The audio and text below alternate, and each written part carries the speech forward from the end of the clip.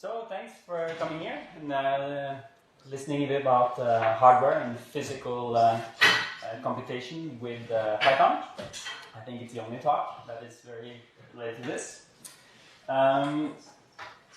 If you find this interesting, there will be a little sprint hosted on Friday where you can get to play with these things yourself with MicroPython running on small hardware. I bought a little kit, and if a lot of people show up, we'll do some pairing, and then you can play with this stuff.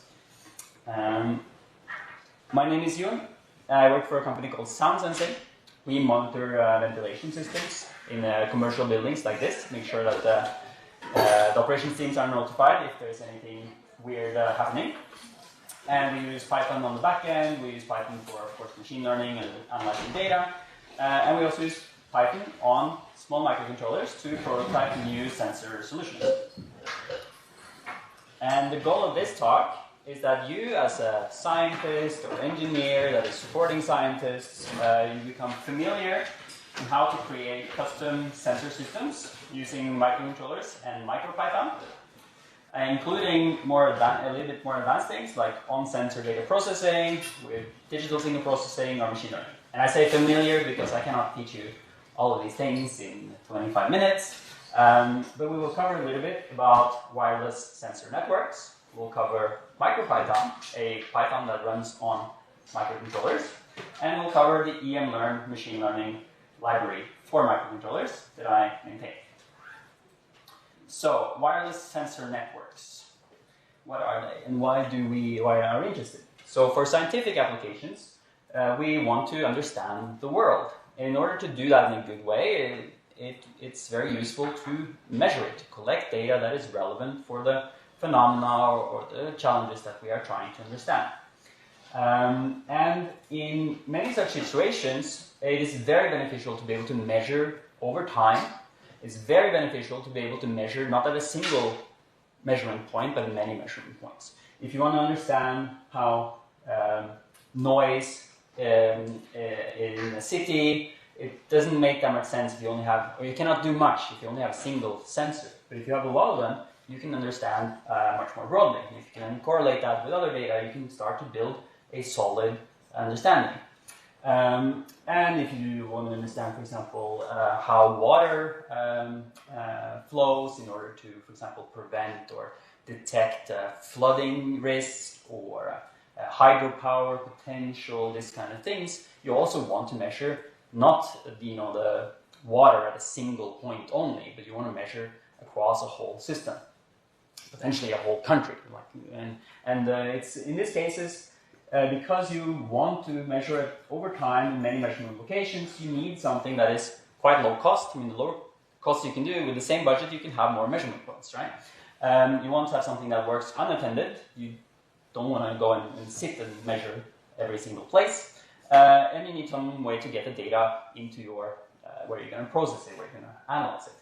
And sometimes you also want this system to be small or portable. If you want to understand how animals behave by having sensors on them and understand their motion and behavior and dynamics or across migrations and so on, you need to be able to place the sensor on the bird. So that means that you are interested in doing this often with wireless communication, battery powered. Then you need to use microcontroller, so it's low power, and you want to use as much as you can, use off-the-shelf commercial sensors. For example, MEMS microphones or MEMS accelerometers have been popularized via mobile phones, and that is now incredibly good sensors for incredibly low prices with incredible power efficiency that you can use for scientific applications. And you want to do some smart on-sensor processing sometimes, and I will show you why, and especially to optimize energy, because lower energy means you can have a longer battery life, or a small battery. So these kind of systems are composed, like simply put, you have some sort of sensors, depending on your task. You have some sort of microcontroller system that you do your processing, so this is running in some software. And you have some sort of connectivity or acting on that data and the information that you have analyzed. It's often wireless. And we will focus here on the processing part. This is not a hardware talk. And if you do this, if you are able to, for example, do machine learning there on the sensor inference machine learning model, you can have things that operate standalone. They can be privacy compatible. You can do low cost and so on. So this is the type of systems that we're talking about. So just briefly, the microcontroller. Modern microcontroller is basically a full little computer. It's very power efficient and affordable. And these days they're relatively powerful. I mean, they have over a megabyte of RAM for a few dollars. So that's, by historical standards, amazingly powerful. They often have built-in connectivity. Here's just like one example. So this you can start to treat them as small little computers, and that's where something high level like Python can be very, very useful. So if we're measuring some slow changing phenomena, like the water in a river, it doesn't change much, second by second, or at least that's not what we're interested in. We can do this quite simply. You can have a measurement kind of loop where you sample your sensor and you process this data a little bit. Maybe you just do like a median filter or something to reject some outliers. It's very simple things. And then you send the data over some wireless protocol. And then you'll put the system to sleep for usually many minutes, and you'll do the same thing again. And this works, it's quite simple, and it works well when you have this slow changing phenomenon. And this can be very power efficient. And the longer you can sleep, basically, the more power efficient you are. And this works well for some things like temperature or something like that, where you don't need to measure continuously. You can do samples every n minutes, and that's appropriate for the application and data quality you want. But if you want to track the activity of an animal, that is more of a you might want to know basically at any time what is the animal doing. And there's one project from a master student that's for tracking health of cows. We're using an accelerometer, and there the cow might not be always moving, but you don't know that a priori, so you need to measure all the time. So then in red, you measure all the time, but they're very power efficient, so that doesn't take all your budget. In these systems, it's usually the transmission, the sending of data, that is the most power intense. So if you would take the accelerometer data, that's maybe 100 hertz, 6,000 kilobytes per minute. If you would measure it continuously and then send that raw data continuously, you would spend quite a lot of energy, or you would spend basically all the energy sending that data, because you're sending all of it. If instead you do some simple machine learning, for example, he used a decision tree to classify the data, a little bit pre-processing, classify the data into some classes, for example, lying, standing, grazing, things that you're interested in tracking. You can get that down to, you can do the sending much more seldom because you have much less data to send. And that means you can spend much more time sleeping, or at least your transmitter is not active. This saves a lot of time. So you can do a lot of compute per byte sent. So it's a good trade-off in that if you can save some 100 bytes of data per minute, you can run a full neural network, this kind of thing, in that same, or in actually a smaller amount of energy. So this is the motivation for doing machine learning in this type of systems, basically power saving. At least that's one main motivation. There are other cases. So this is a project for vaccinating Tasmanian devils. They unfortunately are threatened because there's some tumor growth that is very dangerous. So they're trying to vaccinate them, but they're all over the place. So there's an autonomous system that has vaccines, or food with vaccine in them. This is in really very rural areas, miles and miles to any people. This system has a camera, and actually has a trigger, a PR sensor, similar to a security system, wakes up the system, then it takes a picture so that if there's any activity, it could be human or some other mammal or just wind or something, that triggers the system.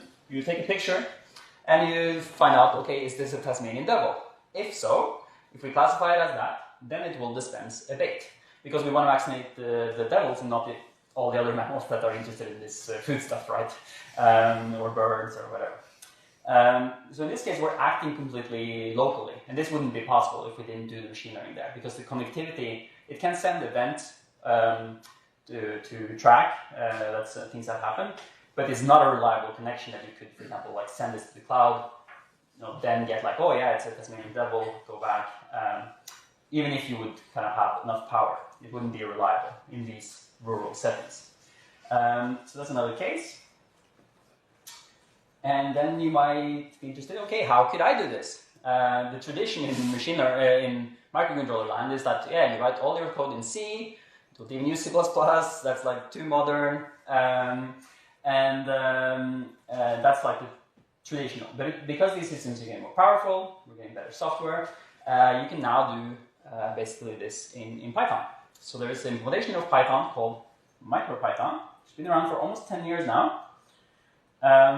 That implements a subset of Python 3 for devices that have at least like 128 kilobytes of RAM. It supports a bunch of microcontroller families and also supports you running on top of Sapphire, which supports like almost everything in the world. That's a Linux Foundation project.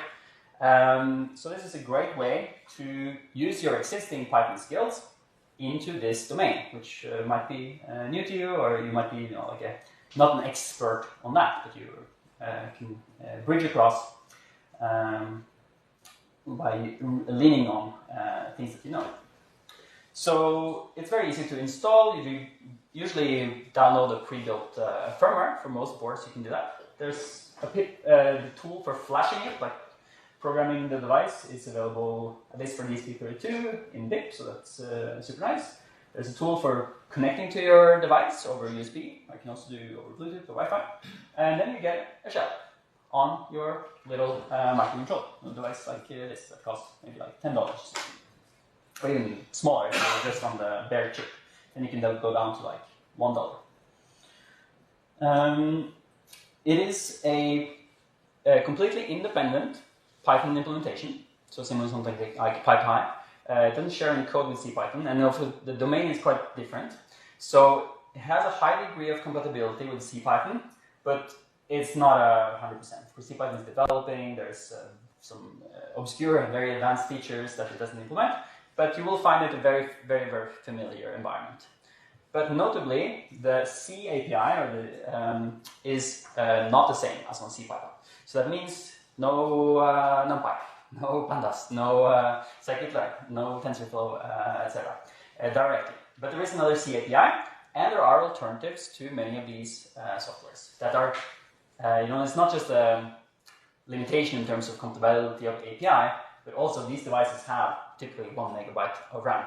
If you have, it will not be possible. You cannot even load the CPython interpreter in 1 megabyte of RAM, and NumPy and pandas and so on.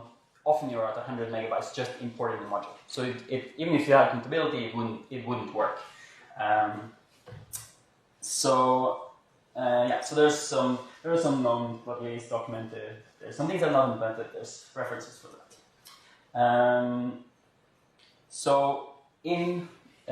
But what MicroPython has in addition is a machine module, which is related to how you would access all these peripherals, as they call it, things. Functionality that is about communicating with the real world on such a device. So there's all in the machine module. And it also has a bunch of connectivity options, because these devices often have either built-in connectivity, or on the board you have a kind of co-module that will give you connectivity. So there's Wi-Fi, Ethernet, we can do the usual kind of HTTP or MQTT communication. There's also Bluetooth Low Energy, which is excellent for sensors with like a 10-20 meter type range. You can do cellular, so it can be like as a mobile phone. It's not the most power efficient, but it's very convenient. There's cellular connectivity all over the urban world, at least. And in the rural setting, or if you want really long range for low power, there's something called LoRaWAN, which is really one of the best switch left. And that's also well supported. It comes with battery included. It also follows kind of the Python ethos. There's a file system, which is not really typical to have built in on these microcontrollers. So you can store files. You can put some NumPy array there. You can have a CSV. You can do these things as if it's a little computer, which it basically is. And there's a tool for connecting to the device, which also then allows you to, for example, copy scripts back and forth. You can also like trigger running some MicroPython code from your computer, so that it's really convenient when you're iterating quickly. And there is a package manager called MIP. So it's separate from PyPI and etc. But you can do the similar type of things. You can install, from a package index spanner. You can install from a GitHub repository, or you can also run, if you have Wi-Fi, you can run it directly on the device. So these top commands I would run from my laptop, but this one you could run directly on the device. It can also install native C modules at runtime. And this is a really unique feature in this embedded space. So like usually you can, if you have there's some JavaScript implementations, etc. for microcontrollers, but they usually cannot install native C modules at runtime. But MicroPython can, which is a really cool feature and super useful for data science machine learning. So, Python as a language is not the fastest thing in the world. And this, on the desktop, is usually not a big problem. On the hardware, that can be more painful. You want to have this energy efficiency. You don't have that much capacity in general, so you need to kind of make use of what you have. It's like 1/1000th of the power of your mobile phone, so it matters. But there's some really good tools in MicroPython. There's a number of JIT-style decorators that will actually compile. It runs on the device, which is amazing. Just as is possible, and will compile a small function and apply extra optimization, and uses type hinting to do that. So that's really cool. There are two flavors of that with different kind of pros and cons, or flexibility versus performance. There's an inline assembler, which is also really cool. So the assembler itself runs on the device, and you can write Python, but they are the statements that you have. They are actually assembly statements. And you can have C modules, which you can install at runtime. So a lot of really good tools, so that it's not just a solution that that's convenient for simple scripting. You can really make powerful and professional-grade production systems with this by careful use of these to manage performance. So I did a talk on PyData South Africa about this. It goes a bit more in detail. It's on YouTube. Just a little bit about C modules. So this is how a C module, very simple one, would look. You basically write the whole module in C, and then you do these declarations in order to basically inform the runtime what is a function and what's the function called, etc., which is enough to make this into a Python module. So this is so you're kind of doing the implementation and the bindings in one step. And there's compared to CPython, there's a very small data science ecosystem, but there is he started the data science ecosystem. So we have things like OpenMV, which is inspired by OpenCV for computer vision, very focused on that. There's ULab, which MicroLab, that implements a very large part of the NumPy API, completely from scratch and targeting this environment. And then there's EMLearn MicroPython, which implements pieces of scikit-learn, SciPy, etc., for the machine learning and DSP parts. And they are not necessarily, so ULab is very compatible with just the API directly. The other ones are more, you could say, inspired by and make sure that they're conceptually compatible. So it's easier to transfer your skill sets. So EMLearn for MicroPython is really about how can we enable people that know Python to do machine learning on these devices. So you can do these kind of advanced systems without it needing to be super difficult. So there are two parts, because when we talk machine learning on device, it is 99% of the time it's inference, which means that we train using a regular pipeline on our computer, using our regular tools, scikit-learn, keras, etc. And then EMLearn provides some tools that allows you to export that trained Python model into a optimized C-compatible model. And then we have a runtime, or not really, sometimes just code generation, that you can have on the device. You can use C, you can use it on the C library level, or you can use it with the MicroPython bindings. It supports the regular tasks that are relevant for sensor data cases. It's distributed as a set of independent modules, and they try to be very, conceptually very similar to what you are used to, and also, so there's a function that allows you to take a random forest classifier, one-liner, and then convert it into something that can be loaded by this on-device runtime. And so we do some machine learning parts, and a few of them can also do a bit of training on the device. And then also some DSP. I found that to be very useful for pre-processing of sensor data. So how it looks in practice, you do your regular training loop, you convert it, you save it to the tree models, can be saved to like a CSV type file. You can then pay your remote to copy it to your device. You will need to make sure to have the library installed, so you do that with a MIP. And on the device side, you can import the module. So this is implemented in C, but it has a Python API, so it is a Python module. You can instantiate it, load the weights or the decision nodes of a tree, for example, and then you would integrate this into your applications. You would read data from a sensor, you would maybe do some pre-processing on it, do a prediction with a model, and then use that for something. Either it's triggering the release of a bait to a Tasmanian devil, or it's just sending that little piece of data now onwards in an efficient manner. So there's a bunch of examples in the repository for quite practical oriented tasks, including some examples of training loops and data collection, all the things that you need around. So you'll find those in the link in the repository. That's all we have. So to summarize, in many scientific applications, we are interested in collecting quite a lot of physical data, usually over time, and having many measurement data points. And these large deployments are made possible usually by low-cost wireless sensor networks. Such sensor network nodes can be developed in Python by using MicroPython on the microcontroller.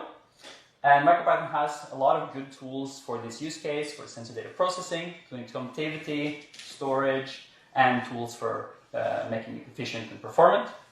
There is a start of an ecosystem for data processing type tasks, including machine learning with EMLearn MicroPython. So again, I remind you that there will be a sprint on Friday. So if you're interested in joining and coming and play with this, and this is completely open for newbies and just curious. I know that most of you probably don't have any prior exposure to MicroPython, so this is a chance to get it. And that's all. Thank you.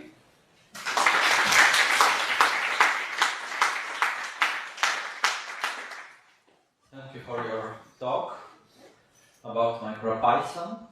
Please ask your questions.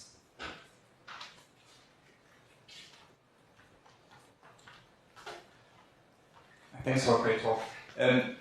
But what are the times for these devices? How long can they survive without being recharged? Weeks, months, years, something like that? You can do, like on a coin cell battery, for several cases, you can do like 2 years. 2 years. Yeah, so multi-year is often what you want, but it's not always possible. If you want to have a camera, that takes a lot of energy, so then we might be talking weeks or months. But yeah, multi-year for simple measurements is possible.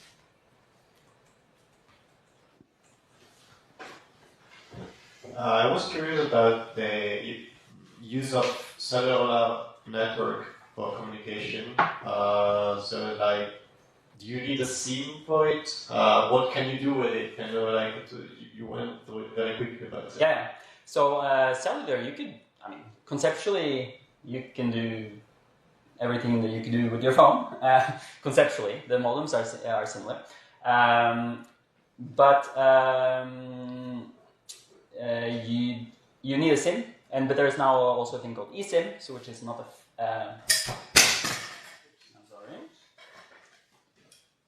It's not running microphones. Can you hear me? Yes. Okay. Nothing broke. You can, with eSIM, you don't need a physical one. You can kind of program in which SIM is this. That's the trend for modern things. But yeah, a lot of our devices have a SIM in it, so you manage that. And there's cellular providers that specialize in what's called machine-to-machine communication. So they, like a SIM is not related to a person; it's related to a device, and they will offer you packages. You can do it in how many thousand you want. They will devices basically. So, and it's quite a lot cheap compared to the SIM that you have in your phone.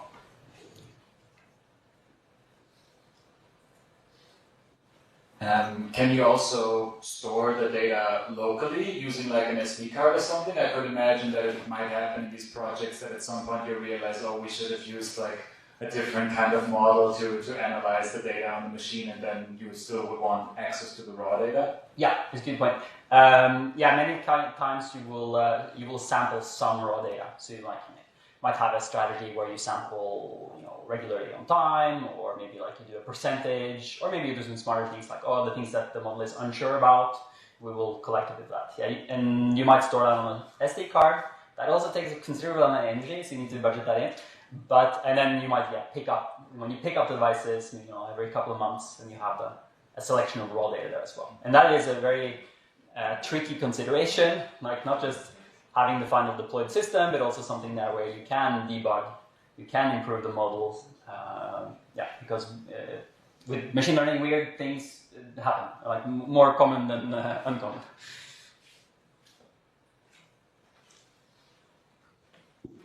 I have a question about what is the benefits of using MicroPython compared to C.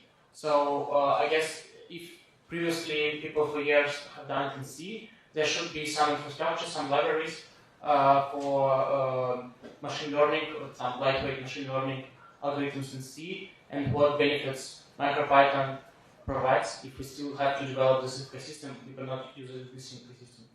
Yeah. With the MicroPython, because you can bind C modules, you can kind of use the existing C ecosystem, right? You just need a little bit of work to expose it, but that's quite doable. But of course, MicroPython is the same, you could say, conceptual benefit as on a desktop. You can operate in a higher level language.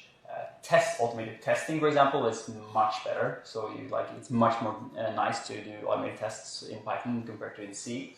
That's something I really like.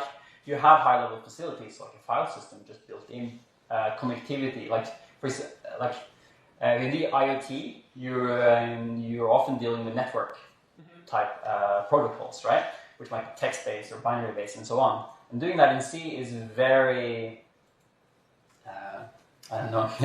it's very prone to bugs. It's very tricky, that kind of stuff. So that, for example, if you would do that in Python, that's much more. It's safer and saves you from a lot of obscure bugs. The network bugs are bad enough on your computer. When you have thousands of remote devices and occasional bugs there, that is very, very, very painful. So, and you get a REPL, right? So you can actually remote shell into your device, for example. So you have powerful high-level facilities that can really help you develop faster, and I would say in many cases build more robust systems. And what is the overhead for keeping the interpreter on the? So you should have the interpreter on the device. Yes. So what is the? And you should go to RAM, I guess, or not? RAM. Yeah. So there's a starting point. You can MicroPython will need before you're doing anything useful, MicroPython, the interpreter, will take up quite a lot. So I would say that you would budget maybe 0.5 MB of flash memory for that. So it's mostly useful if you have 1 MB of flash or a couple, and then you would budget at least 120 kilobytes of RAM. So that's things that you kind of lose because you have this overhead. So as long as that is acceptable, the things that slow in MicroPython is things that have to do with allocations. So you want to keep that low in terms of runtime overhead. and that's where it's useful to use all these tricks that I mentioned. But you can, I mean, if you do like with the